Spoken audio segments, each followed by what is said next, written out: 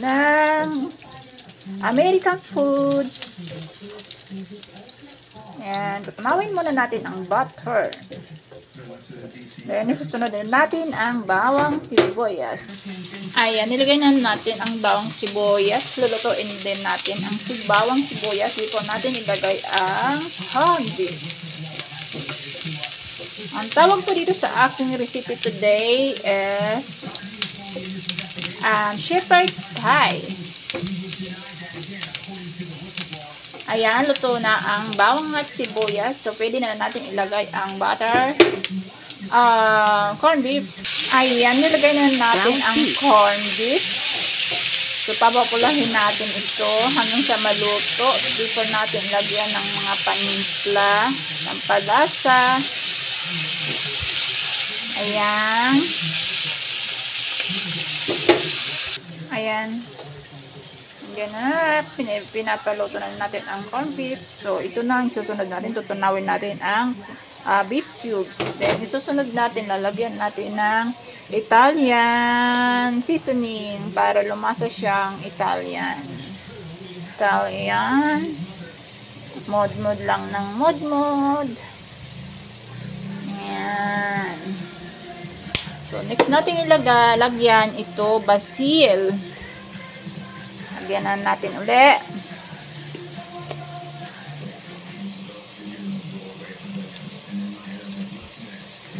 Ayan, para maging lasa siyang kaiba, like Italian foods. But actually, guys, ang tawag dito ay shepherd pie. Ito ang papailalim natin to sa potato. So, ayan. Ganyan lang ang proseso. Kung kayo ay may mga afam, ganito ang gawin ninyo. Naluto para sa inyong afam. Ayan, luto lang ng luto. Halo ng halo hanggang sa maluto. Siyempre, tinunaw na natin yung beef cubes. So, ilagay na natin itong tinunaw natin beef cubes sa mainit na tubig. Ayan. Ayan, ilagay na natin. So, haluin natin uli. Ayan. Then, susunod natin ilagay ito, ang tomato paste. So, ubusin lang natin ito. Tomato paste. Ayan.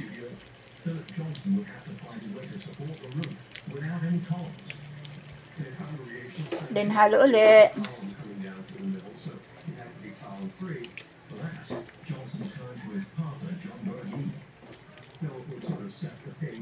Halo lang ng halo. So, syempre, nahalo na lang natin ang nahalo. So, lalagyan din natin ito ng rosemary leaves. Ayan. Lalagyan natin to para lumasa. Okay na siguro yan. Halo ulit. Halo ng halo.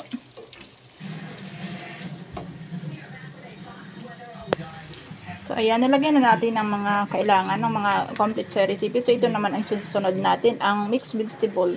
So, dapat ang ilalagay ko ay pure green peas lang. But, hindi ako makahanap ng green peas lang. So, nilagyan ito na lang. It's okay that at least mayroong green. So, ayan, ilalagay na natin siguro lahat. Ayan. Halo pa rin ng halo. Halo ng halo. Ayan. Haluin lang natin. Ating ubusin na natin to. Ayan. Para hindi na masiraan na uli. So, ayan. Halo ng halo. Siyempre, lalagyan din natin itong grated processed parmesan. Lalagyan natin ito para lalong lumasa. So, pag meron kayo nyan, wag na nyo nang lagyan ng asin dahil malasa na po yan at maalat. Yan lang. Ayan, lagyan natin. Ayan, oh. Kung kayo may mga afam, so, yan. Yan ang gawin nyo. Pagluto si afam ng ganito. para lalo tayong bigyan ng maraming pera.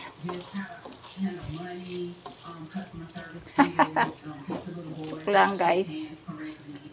Yan, haloy ng lading ng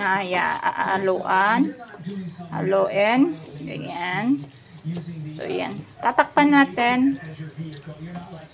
Then mamaya ilalagay natin sa yanera. Marami pa itong meron pa itong ibang proseso nito guys. But mamaya pa. Lutuin muna natin ang Big Mix Vegetable. Ayan yung patatas. Ito topics natin mamaya. Ayan. Mamash lang natin ng maigit.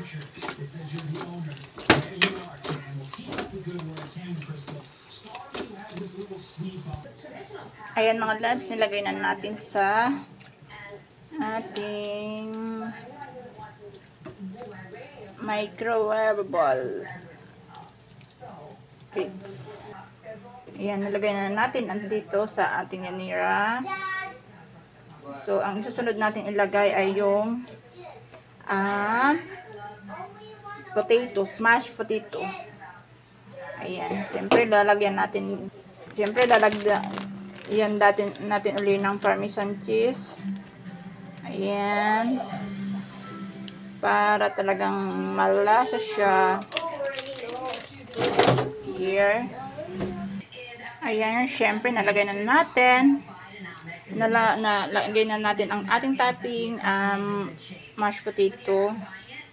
So, ayan, dapat lalagyan natin yan ng mozzarella cheese, but wala akong nabili, nakalimutan ko. So, kayo guys, kung gusto nyong gayahin to, so may mga farm dyan, so dapat meron kayong mozzarella cheese. Kasi ito toppings mo to dito, para maganda siya pag nilagay na natin sa oven. Ayan. Ayan. Papantayin lang natin yan. So, yan. It's okay kung wala kayong, kung namamahalan kayo sa mozzarella cheese. Kung meron kayong cheese, ayan, pwede din yun. So, ayan, i-oven natin to. So, luto na ito actually. So, kailangan din natin i-ano yan. Ayan, painitan at pakuluan ng masyado sa oven. Yan lang. Shepherd pie recipe. Look guys, mga loves. Gumagawa ko ngayon ng foodie ni Afam. Mashed potato. Parang napasobra yung aking nalagay na milk, kaya ganito siya. Lagay na natin sa oven ito. So, ito pala yung mashed potato.